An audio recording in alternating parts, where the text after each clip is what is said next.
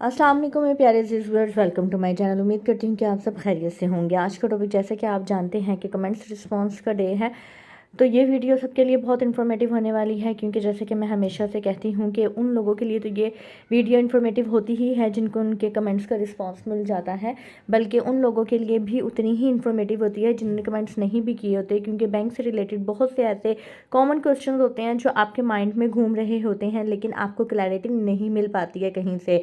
तो ये वीडियो आपके लिए भी बहुत इन्फॉर्मेटिव होने वाली है। बगैर टाइम को ज़ाया के वीडियो को शुरू करते हैं। अगर आप मेरे चैनल पर नहीं हो तो जल्दी से चैनल को सब्सक्राइब कर दें, ताकि मेरी आने वाली हर इन्फॉर्मेटिव वीडियो आप तक रिसीव हो सके। अच्छा, एक और बात मैं आपको बता दूं कि जिसके कमेंट्स का रिस्पांस मैंने किया हुआ होता है, उसके नाम से मैंने चैप्टर बनाए हुए होते हैं। अगर आपने पूरी वीडियो नहीं भी देखनी तो आप सिर्फ अपने कमेंट्स का रिस्पॉन्स चेक कर सकते हैं। डिस्क्रिप्शन में मैंने टाइम स्टैम्प्स भी मैंशन की हुई होती हैं। इसके अलावा चैप्टर्स के नेम भी बनाए हुए होते हैं, और अगर आप वीडियो के ऊपर क्लिक करें तो आपको पता लग जाएगा मैंने हर किसी के नाम से चैप्टर बनाए हुए हैं। तो आप अपने नाम से मीन के अपना सेक्शन जो है वो आप चेक करके वीडियो आप बाकी की स्किप कर सकते हैं अगर आप करना चाहें। शुरू करते हैं। सबसे पहले है ZM एंटरप्राइज व्लॉग का। इन्होंने कहा है कि क्या आप मुझे बता सकती हैं अकाउंट कन्वर्ट हो सकता है, और हमें कैसे पता चलेगा कि हमारा अकाउंट कौन सा है, प्लीज़ गाइड। देखें, अगर तो आप आसान अकाउंट को कन्वर्ट करने की बात कर रहे हैं तो कुछ बैंक्स में, बल्कि मोस्टली बैंक्स में अब ये फैसिलिटी आ गई है कि अगर आपने आसान अकाउंट ओपन करवाया हुआ है तो आसान अकाउंट आप किसी दूसरी प्रोडक्ट में प्रॉपर सोर्स ऑफ इनकम दे के अपग्रेड करवा सकते हैं। क्योंकि आसान अकाउंट बेसिकली क्या होता है, मिज़ान बैंक के आसान अकाउंट के ऊपर मैंने 2 वीडियोस बनाई हुई हैं। इसके अलावा UBL आसान अकाउंट के ऊपर भी मैंने बनाई हुई है। आसान अकाउंट आप कहीं पे भी खुलवाते हैं, वो सिर्फ और सिर्फ शनाख्ती कार्ड की बेस पे ओपन हो जाता है। उसमें आपको अपनी ज़राए आमदनी का कोई सबूत नहीं देना पड़ता। लेकिन इन केस अगर आपका कोई बिज़नेस शुरू हो गया है या आपके पास प्रॉपर सोर्स ऑफ इनकम का एविडेंस अवेलेबल है, और आप चाहते हैं कि आप बगैर किसी लिमिट के अकाउंट यूज़ करें, क्योंकि आसान अकाउंट में जैसा कि मैंने बताया हुआ है कि 10 लाख की लिमिट होती है एक महीने की। आप 10 लाख से ज़्यादा डेबिट, क्रेडिट या टोटल बैलेंस की एक लिमिट होती है। आप UBL के आसान सेविंग अकाउंट की या आसान अकाउंट की वीडियो देखेंगे तो आपको क्लैरिफाई हो जाएगा कि किस लिमिट की मैं बात कर रही हूँ। तो इस तरह से अगर आप बगैर किसी लिमिट के अकाउंट इस्तेमाल करना चाहते हैं और आपके पास प्रॉपर सोर्स ऑफ इनकम आ गया है, यानी कि आपका बिजनेस स्टेबल हो गया है या कहीं जॉब लग गई है अब, तो आप उस आसान अकाउंट को अपग्रेड करवा सकते हैं किसी भी अकाउंट में, ठीक है। लेकिन अगर आप आसान अकाउंट के अलावा किसी और अकाउंट को कन्वर्ट करने की बात कर रहे हैं तो वो आप कन्वर्ट नहीं कर सकते हैं। अगर आपने आसान अकाउंट के अलावा किसी भी बैंक में कोई भी अकाउंट ओपन करवाया हुआ है और आप उसको किसी और अकाउंट में कन्वर्ट करना चाहते हैं तो वो कन्वर्ट नहीं होगा, बल्कि आप उस अकाउंट को बंद करवाएं या ना करवाएं, आप दूसरा अकाउंट ओपन करवा सकते हैं अगर आपने कोई दूसरा अकाउंट ओपन करवाना है तो, ठीक है। आपकी अपनी मर्ज़ी, आप एट अ टाइम जो है वो 2 या 2 से ज़्यादा भी अकाउंट इस्तेमाल कर सकते हैं। सिर्फ आसान अकाउंट में ये लिमिटेशन होती है कि अगर एग्जांपल HBL की किसी ब्रांच में अगर आपका आसान अकाउंट ओपन हुआ हुआ है तो आप HBL की किसी दूसरी ब्रांच में या कहीं पे भी HBL की किसी भी ब्रांच में दूसरा आसान अकाउंट के अलावा और कोई अकाउंट ओपन नहीं करवा सकते हैं। लेकिन अगर आपने कोई दूसरा अकाउंट ओपन करवाया हुआ है जो आसान अकाउंट नहीं है, ठीक है, तो फिर आप जितने चाहे मर्जी अकाउंट ओपन करवा सकते हैं जिस मर्जी कैटेगरी में, अगर आपके पास प्रॉपर सोर्स ऑफ इनकम है तो। मिज़ान बैंक के आसान सेविंग अकाउंट के ऊपर जुहेब हसन का है, ma'am please Meezan first women account पर वीडियो बनाओ।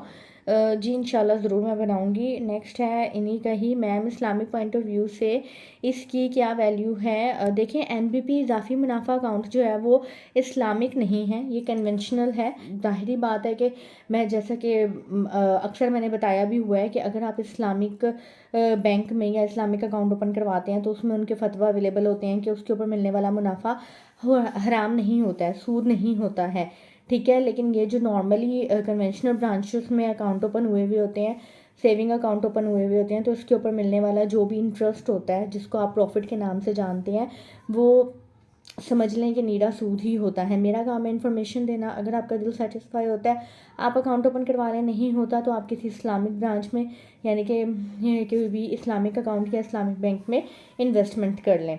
नेक्स्ट है जी, अस्सलाम वालेकुम। बैंक अल हबीब की मंथली सेवर अकाउंट में इफ़ेक्टिव या कंपाउंड इंटरेस्ट रेट लगता है या नहीं।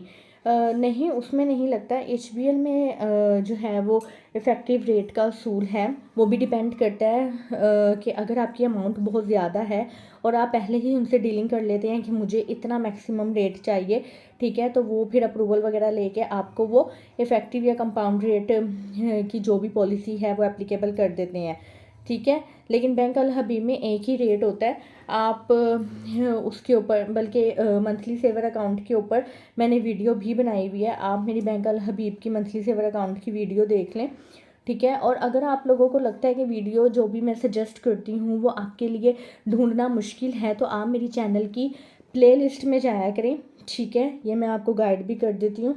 ये देखें, आप ये यूट्यूब पे आए हैं, यहाँ पे आपने हुमा उस्मान सर्च किया है, हुमा उस्मान, ठीक है। हुमा उस्मान लिख लें, हुमा उस्मान बैंकिंग चैनल लिख लें। ये आप मेरे चैनल पे जाएं, चैनल पे जाके आप यहाँ पे मेरी प्लेलिस्ट में जाएं। आपको जिस बैंक की प्रोडक्ट की डिटेल चाहिए, मैंने हर बैंक के प्रोडक्ट्स की डिफरेंट बनाई हुई है प्लेलिस्ट, ठीक है।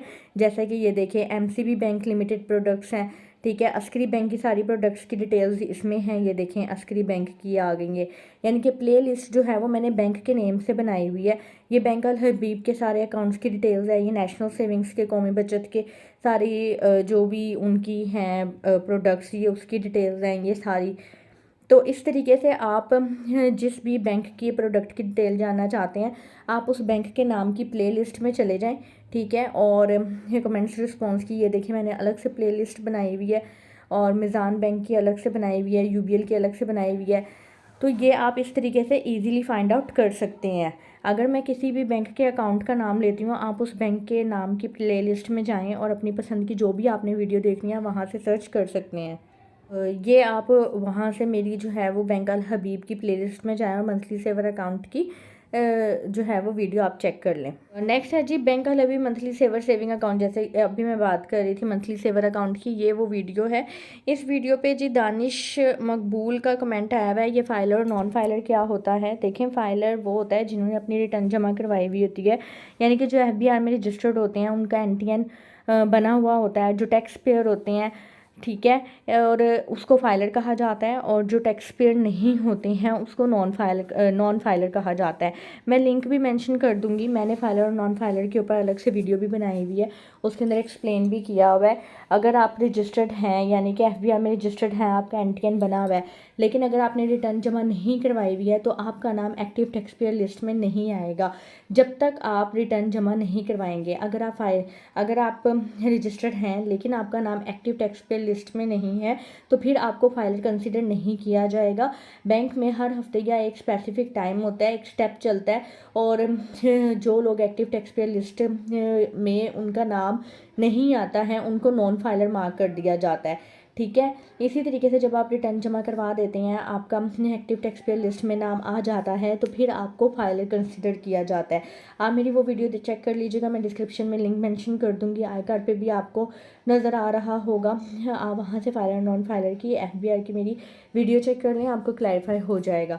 तो जो टैक्स पेयर हैं जो अपने रिटर्न प्रॉपरली जमा करवाते हैं, फाइलर हैं, उनको जो प्रॉफिट मिलता है सेविंग अकाउंट्स के ऊपर बैंक्स में, उसके ऊपर सिर्फ और सिर्फ विद होल्डिंग टैक्स 15% कट होता है, यानी कि 15%। और जो नॉन फाइलर हैं उनका डबल टैक्स कट होता है, यानी कि 30%, 30%। नेक्स्ट आपका है ये क्वेश्चन, मेरा अकाउंट है बैंक अल हबीब लिमिटेड में, करंट मिनिमम कितने पैसे डिपॉजिट करवा सकता हूँ। अगर आप का आसान अकाउंट नहीं है, ठीक है, तो आप जितने चाहे मर्जी पैसे जमा करवा सकते हैं।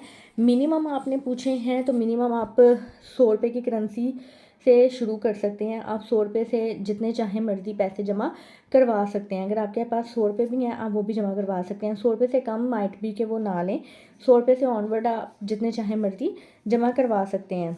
अच्छा जी, यहाँ पे है ये आई थिंक नाम है तुराब अहमद का। लेटर हेड पर अकाउंट जो होता है वो पर्सनल अकाउंट कहलाता है या कंपनी अकाउंट, और क्या बैंक फ्यूचर में पे स्लिप्स डिमांड तो नहीं करता। देखें, लेटर हेड जो मैंने वीडियो बनाई थी लेटर हेड की, ठीक है, उसके ऊपर ही आपका ये कमेंट आया है। देखें, लेटर हेड कब दिया जाता है, मैंने अपनी अकाउंट ओपनिंग डॉक्यूमेंट्स के ऊपर इसके ऊपर तफसील से बात की हुई है कि लेटर हेड किन सूरतों में दिया जाता है, पे स्लिप किन सूरतों में दी जाती है, और इसके अलावा क्या क्या सीन मीन के सिनेरियो होते हैं। आप ये लगा लें कि 3 तरह के लोग होते हैं। एक जो जॉब करते हैं, चाहे वो प्राइवेट हो या मीन के गवर्नमेंट हो, ठीक है, उनको देना होता है सोर्स ऑफ इनकम के तौर पे अपनी सैलरी स्लिप लेटेस्ट मंथ की, ठीक है। अगर आप बिज़नेस करते हैं, दूसरी जो कैटेगरी आती है, अगर आप बिज़नेस करते हैं तो बिज़नेस में 2 अकाउंट होते हैं। एक इंडिविजुअल अकाउंट होता है, यानी कि आप अपने नाम से अकाउंट ओपन करवाते हैं, और दूसरा अगर आपका बिज़नेस ज़्यादा एक्सपेंड हुआ है तो आप बिज़नेस नेम से अकाउंट ओपन करवाते हैं, ठीक है। जिसमें और इन दोनों ही सूरतों में आपको लेटर हेड देना पड़ता है अपने बिज़नेस का। अगर आप इंडिविजुअल अकाउंट ओपन करवा रहे हैं, यानी कि अपने नाम से अकाउंट ओपन करवा रहे हैं, तो आपको बिज़नेस प्रूफ के तौर पे एक लेटर हेड देना होगा जिसके ऊपर आपके बिज़नेस की डिटेल लिखी हुई होगी, जैसे कि मैंने अपनी लेटर हेड की वीडियो में बताया हुआ है कि किस तरह से डिटेल लिखी हुई होती है, ठीक है। तो वो आपको देना होगा। और अगर आप बिज़नेस नेम से अकाउंट ओपन करवा रहे हैं तो उसमें भी आपको लेटर हेड ही देना होगा, लेकिन 2 लेटर हेड देने होंगे। एक लेटर हेड के ऊपर जो बैंक वाले हैं अकाउंट ओपनिंग रिक्वेस्ट लिखते हैं, दूसरे लेटर हेड के ऊपर डिक्लेरेशन लिखते हैं कि आप इस बिज़नेस के सिंगल ओनर हैं, क्योंकि सिर्फ सोल प्रोप्राइटर ही इस अकाउंट को ओपन करवा सकता है। अगर पार्टनरशिप वगैरह होगी तो पार्टनरशिप में फिर पार्टनरशिप की डीड और जो भी आपने इंडेमनिटी वगैरह तैयार की हुई होगी वो सबमिट करवानी पड़ती है। होपफुली आपको समझ आ गई होगी।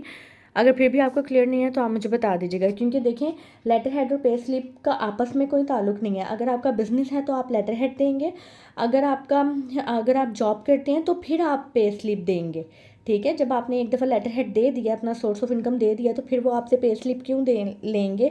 क्योंकि आपकी पर्सनल इन्फॉर्मेशन में आपको बिज़नेस पर्सन के नाम से ही कैटेगराइज किया हुआ होता है।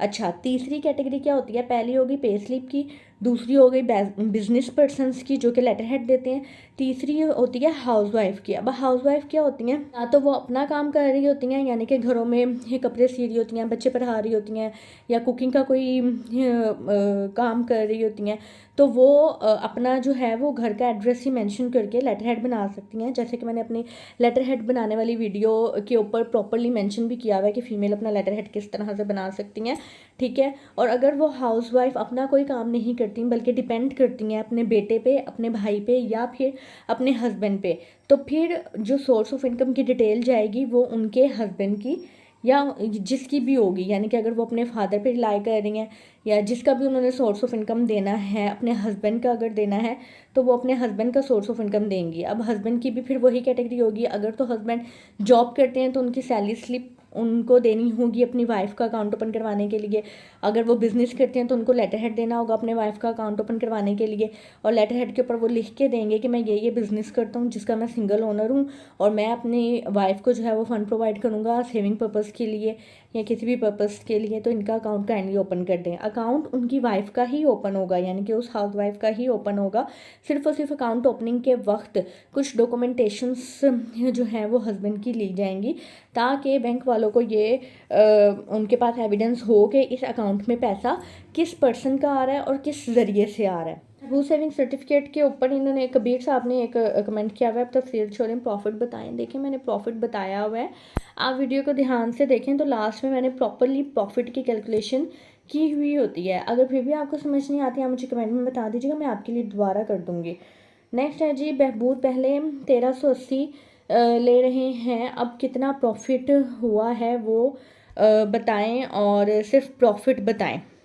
चलिए मैं आपको इसमें भी बता देती हूँ, क्योंकि अब जो लेटेस्ट इनके प्रॉफिट रेट अपडेट हुए हैं वो हुए हैं 19 मार्च 2024 में।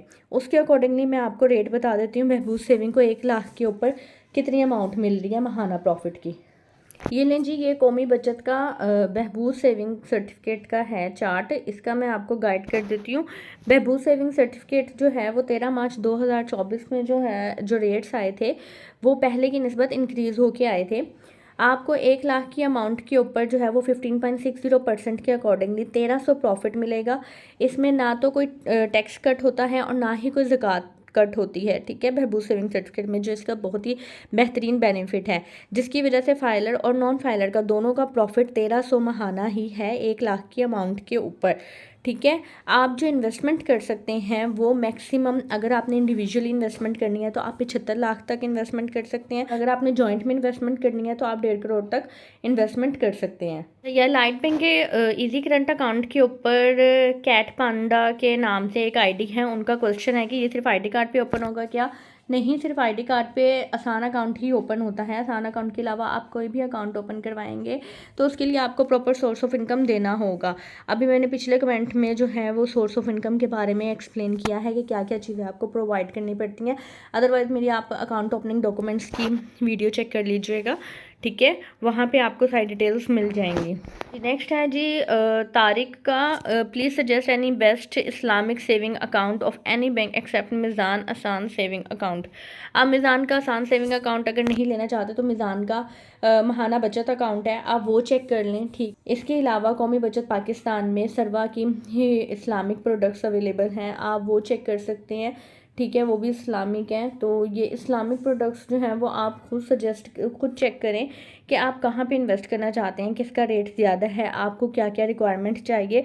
क्योंकि मैंने आपको पहले भी मैंने जब बेस्ट बैंक की या बेस्ट अकाउंट की वीडियो बनाई थी उसमें भी मैंने एक्सप्लेन किया था कि बैंक सारे ही अच्छे होते हैं लेकिन हर बैंक आपकी रिक्वायरमेंट को पूरा नहीं कर पाता है, ठीक है। तो आपने अपनी रिक्वायरमेंट को देखना है कि आपकी रिक्वायरमेंट क्या है, आपने जो है वो क्या क्या ज़रूरियात आपको उस अकाउंट में चाहिए और कितना रेट चाहिए, कितनी इन्वेस्टमेंट आप कर सकते हैं और कितना रेट ले सकते हैं। तो ये सारी चीज़ें आपने अपनी पहले रिक्वायरमेंट लिखनी है कि ये मुझे रिक्वायरमेंट चाहिए, फिर आप सर्च करें कि आपने किस बैंक में अकाउंट ओपन करवाना है। हो सकता है कि जिस बैंक में आप अकाउंट ओपन करवाना चाहते हो वो बहुत दूर हो, आप वहाँ पे ना अकाउंट ओपन करवा सकते हो। तो पहले देखें कि आपकी नियरेस्ट बैंक कौन कौन से हैं।